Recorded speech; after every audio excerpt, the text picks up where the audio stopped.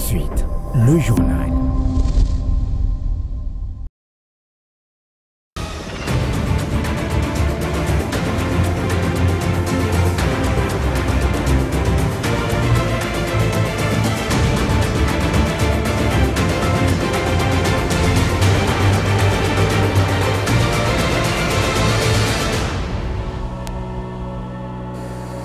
Merci de choisir la RT Duc pour vous informer à la une de cette édition.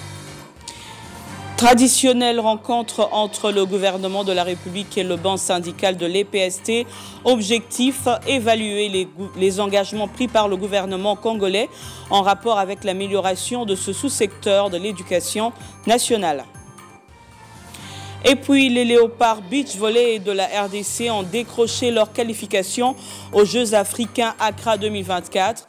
Une qualification décrochée en version masculine et féminine pour le compte de la zone 4 de la KVB à suivre dans ce journal.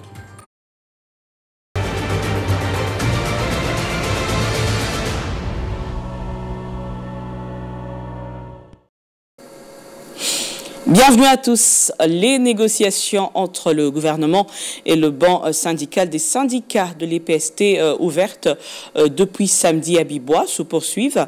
Ce lundi, un bureau restreint a été mis en place afin de faciliter les discussions, lesquelles vont aboutir à améliorer les conditions socio-professionnelles des enseignants congolais. Je vous propose d'écouter José Gongbokakpaka, rapporteur de l'intersyndical de l'EPST.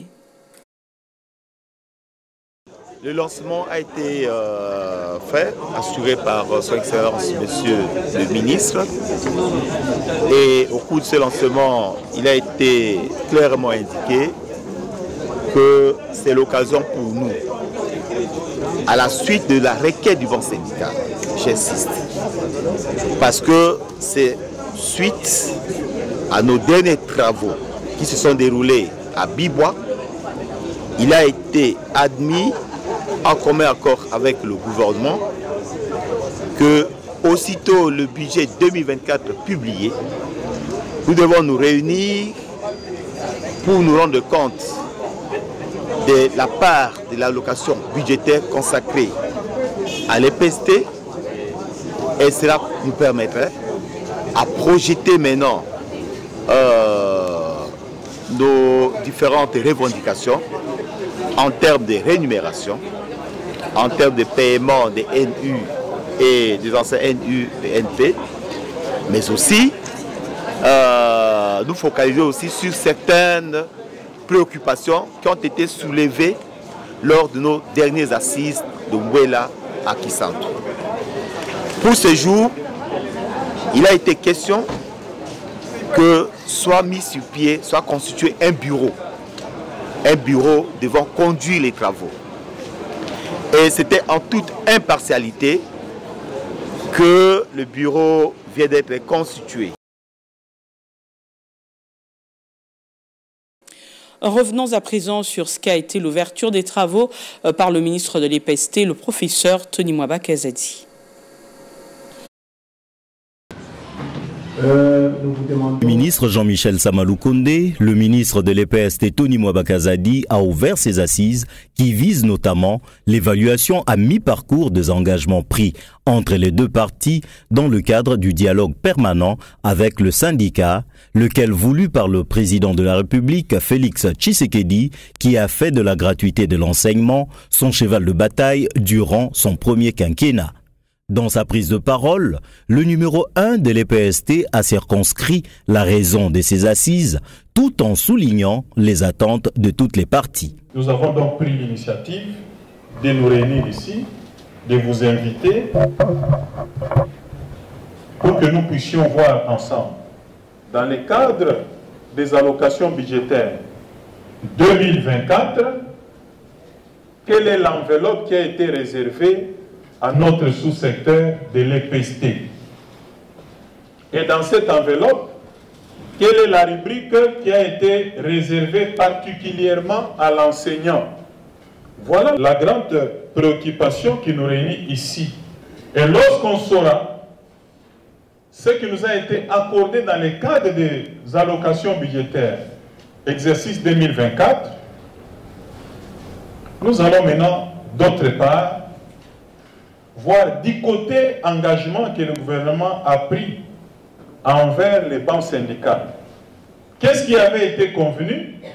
Qu'est-ce qui a été réalisé jusqu'ici? Qu'est-ce qui reste à faire? Parlant au nom de l'intersyndicale de l'EPST, Godefroid Matondo a salué la tenue régulière de ces assises, tout en rappelant les engagements pris par le gouvernement lors des dernières assises, lesquels n'ont pas été respectés comme il le fallait. Saluant la bonne volonté des enseignants de poursuivre les enseignements malgré cette déconvenue, le porte-parole de l'intersyndicale a mis en garde l'employeur congolais et menace d'appeler à la grève générale si, au terme de ces assises, leurs attentes ne trouvaient pas solution. Il s'y est de noter que ces assises, ouvertes le samedi 24 février, vont se clôturer le 29 février prochain.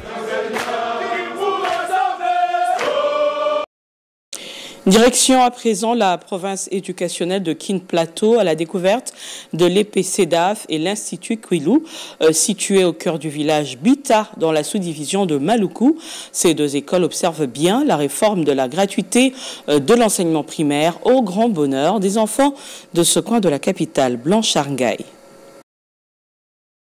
EPCDAP et Institut Kwilungongo sont des écoles communautaires des Assemblées de Jésus-Christ et KJC en sigle. Ces deux écoles sont situées à 100 mètres de la nationale numéro 1 au quartier Bita, dans la commune de Maluku. L'école primaire CEDAP a été créée en 2008 par le pasteur Adolphe Tchukuna, avec le souci de permettre une bonne scolarité aux enfants démunis vivant dans cette partie est de la capitale. Ce n'est qu'en 2012 que va voir le jour l'Institut Kwilungongo, afin de permettre une continuité d'encadrement pour ces élèves qui vont terminer les cycles primaires dans l'optique d'entamer les niveaux secondaires. Comme on dit toujours, celui qui donne la vision, il donne aussi la provision. Le Seigneur a permis à ce qu'un jour, dans 2008, que je puisse me décider, avec le peu d'argent que j'avais, $600 seulement, pour que je puisse commencer, puisque je ne voyais pas comment commencer. Quand je me suis rendu, et c'est la période où le ciment était devenu très cher, il paraîtrait le ciment aller, je ne sais pas si à Tanzanie ou quelque part où on construisait des... Alors c'était très difficile pour avoir le ciment. Et il est arrivé même que j'ai pu acheter le ciment à $45. Donc la dernière fois que je suis allé à Kinshasa au centre-ville avec $200, c'est avec 4 sacs du ciment que j'étais rentré ici. Bon, vraiment, jusque là, je ne suis pas encore arrivé vraiment au sommet de ma pensée. Puisque cette école que je voyais moindre, aujourd'hui ça gauge plus de 400 élèves. Donc près de 80 élèves dans une même salle de classe. C'est vraiment pléthore. Ces écoles dont la qualité de l'enseignement est solide ont donné à la nation congolaise de bons fruits. Je commence par remercier mon directeur Tchikuna Nyota pour avoir créé cette école. En tout cas, je les remercie pour cette idée qu'il a créé cette école pour enseigner les enfants, donner une bonne éducation aux enfants du plateau. Moi aussi, j'ai fini mes études seulement ici, dans cette école. Et aujourd'hui, je touche l'argent seulement ici, dans cette école. Ces établissements scolaires sont bien équipés en bancs et bien aérés. Le nombre d'élèves varie entre 35 à 40 élèves par salle de classe. Malgré ceux qui viennent de villages de proximité menacés par la milice Mobondo, aux autorités de penser à soutenir ces partenaires du ministère de l'EPST. Pendant ce temps, l'école Les Amis de Daniel a organisé une journée portes ouvertes ponctuée par différentes activités, en particulier une démonstration en art culinaire, comme pour dire qu'au-delà de leur handicap mental, eh bien, ces jeunes enfants peuvent développer d'autres compétences et être utiles à la société. Hélène et Chris Baquet pour le reportage. Alors aujourd'hui, Ils sont tous habillés en tenue de cuisiniers pour la circonstance. Ces jeunes enfants tiennent à démontrer aux invités qu'ils peuvent développer des compétences au-delà de leur handicap mental. Une fierté pour la promotrice Nadine Waters, qui a toujours cru en ses élèves comme nous l'a dit l'un des formateurs des Amis de Daniel. Les Amis de Daniel, en plus de l'accompagnement scolaire que nous pouvons leur offrir, nous pensons à des orientations professionnelles pour ces enfants qui peut-être ne pourraient pas regagner les écoles ordinaires. Et les parents sont tout émus de cette performance de leurs enfants. Depuis que j'ai découvert cette école ici et que j'avais inscrit mon enfant dans cette école, je dirais j'ai vraiment un témoignage en fait pour cette école. Madame Nadine Water, c'est vraiment une dame qu'on doit vraiment encourager et beaucoup soutenir. Surtout le ministère de Santé. Cette école ouverte, en tout cas, ça nous a encore plus motivés. Hein.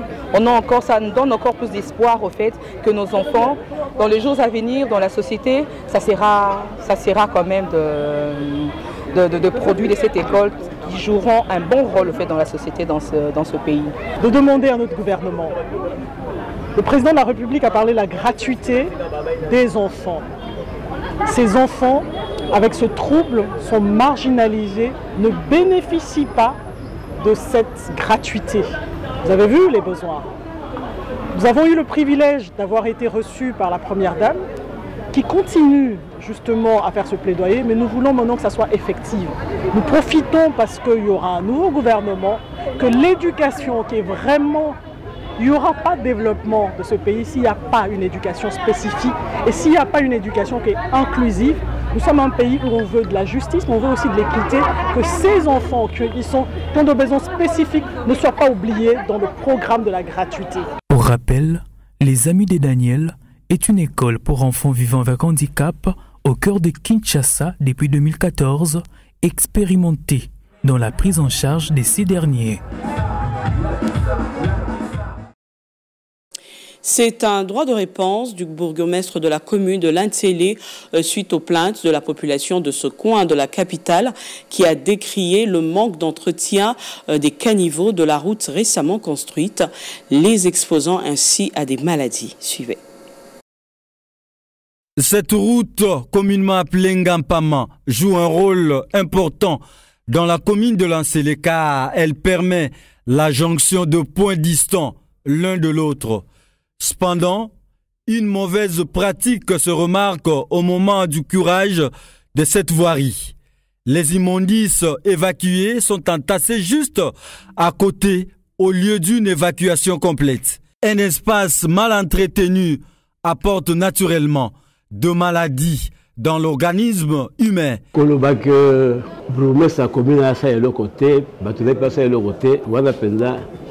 Je me surge en faux. Dire que le bourgmestre ne fait rien, c'est un mensonge. L'assainissement chez nous bénéficie des jours bien déterminés. La population a difficile à intérioriser les notions sur la propreté qu'on lui fournit pour maintenir une bonne santé. De 22h à 4h du matin. La population est appelée à intérioriser les notions de propriété du milieu.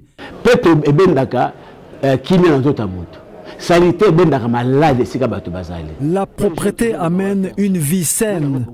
La saleté, elle, la maladie. Quand par exemple on attrape la maladie appelée malaria ou paludisme, il sera coûteux de s'en guérir. Même là, à Terre Jaune, les chefs des rues sont dans un sommeil au lieu de faire le travail qui leur revient. Un appel pressant pour la population de ne ménager aucun effort pour la bonne tenue de l'environnement. D'où la propriété, c'est l'affaire de tous. Et puis en sport, les léopards de la RDC Beach Volley, messieurs et dames, se sont qualifiés aux Jeux africains prévus à Accra du 8 au 23 mars 2024. Ce, à l'issue des éliminatoires qui se sont déroulés dimanche à Ngandayala. Je vous propose d'écouter le président de la Confédération africaine de volleyball zone 4, Christian Matata, qui fait le point sur l'organisation de ces épreuves à Kinshasa. Même si nous avons été un peu menacés par la pluie d'hier et on avait peur qu'il puisse se pleuvoir encore aujourd'hui, mais heureusement il n'y a pas eu de pluie. Nous avons très bien commencé ce championnat, ces éliminatoires, et là nous venons de terminer sans incident majeur. Nous sommes très contents parce que le niveau de la compétition était vraiment élevé. Ça nous donne des assurances au niveau de la zone 4 que nous avons de l'avenir pour le beach volley. Et nous remercions aujourd'hui les pairs qui sont venus des différents pays pour compétir. Et bravo aux pays qui viennent de se qualifier pour les Jeux africains. Et je suis vraiment satisfait. Je suis vraiment satisfait de cette organisation et nous remercions tous les visiteurs qui sont venus à Kinshasa. C'est vrai, nous allons continuer à travailler avec la directrice de beach volley de la zone parce que certes, nos beachers de la zone viennent de se qualifier pour les Jeux africains, mais ce n'est plus les pays qui viennent de se qualifier, c'est maintenant un regard sur la zone 4. Donc nous allons suivre de très près tous les beachers des différents pays qui viennent de se qualifier. Si nous pourrions même avoir la possibilité de nous retrouver quelques jours avant les Jeux, nous allons les organiser. Nos besoins, si cela n'est pas le cas, même une fois au niveau de Accra, nous allons tout faire pour que notre zone puisse se retrouver parmi les 3 premiers qui seront au niveau du podium. En culture, 26 février 1977, 26 février 2024, l'on se souvient encore de la sortie officielle de l'orchestre Viva la Musica. Ce groupe musical créé par Jules Chungu Wembadio avait connu un succès inoubliable ce jour-là au bar Tipka de Tabouley. Roger Marley Lukunga nous fait revivre ces moments. Découvrons à présent la question aux écoliers de ce jour. Comment s'appelait le roi de Belge sous le règne de qui le Congo belge a accédé à son indépendance le 30 juin 1960? Félix Antoine Tshisekedi. Son nom est Roi Baudouin. Roi Baudouin Ier. C'est le roi Baudouin Ier de Belgique. Roi Baudouin était donc le dernier roi de Belge à régner sur le Congo belge de 1951 à 1960, bien qu'il a continué sur le trône de la Belgique. Marié à Fabiola de Morat et Aragon, le roi Baudouin Ier. Voilà, restez avec nous dans un instant, la revue de presse.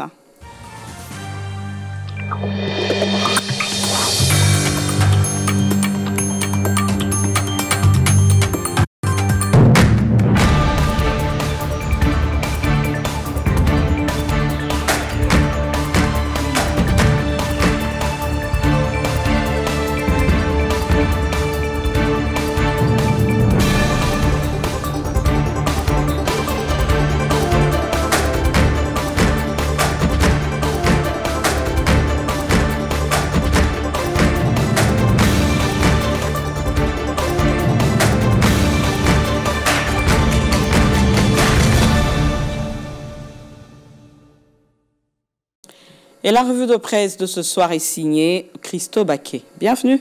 Merci, Grace Michel. On commence avec ce premier titre Africa News. Le cardinal Fridolin Ambongo appelle le Parlement à soutenir l'armée pour la paix dans l'Est. En effet, Grace Michel, c'est dans l'homélie du cardinal Fridolin Ambongo lors de la messe dite samedi 24 février 2024 en hommage aux victimes de la guerre dans l'Est et pour le retour de la paix en République démocratique du Congo est largement rapporté par les journaux parus ce lundi 26 février 2024 à Kinshasa. Africa News rapporte que le cardinal Fridolin Ambongo a demandé samedi 24 février au Parlement de doter l'armée des moyens nécessaires pour rétablir la paix dans l'Est de la RDC. L'archevêque de Kinshasa a lancé cet appel à la cathédrale Notre-Dame du Congo à Kinshasa lors d'une messe en hommage aux victimes de la guerre dans l'Est de la RDC. Lors de cette célébration eucharistique, il a assuré la population victime des atrocités, des seigneurs, des guerres, de la compassion de leurs pasteurs et de toutes les églises qui se sentent également touchées et meurtriers, ajoute ce journal.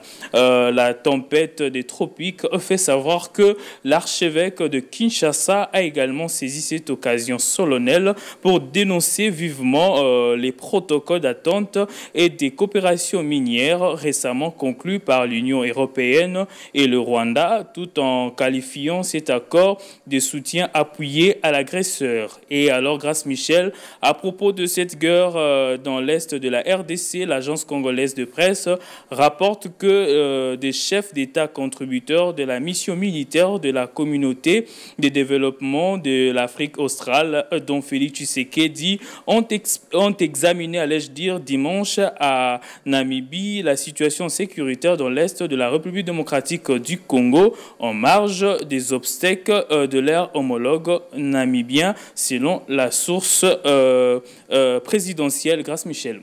RDC, la demande des plaques d'immatriculation des véhicules se fera désormais en ligne, titre Le Potentiel.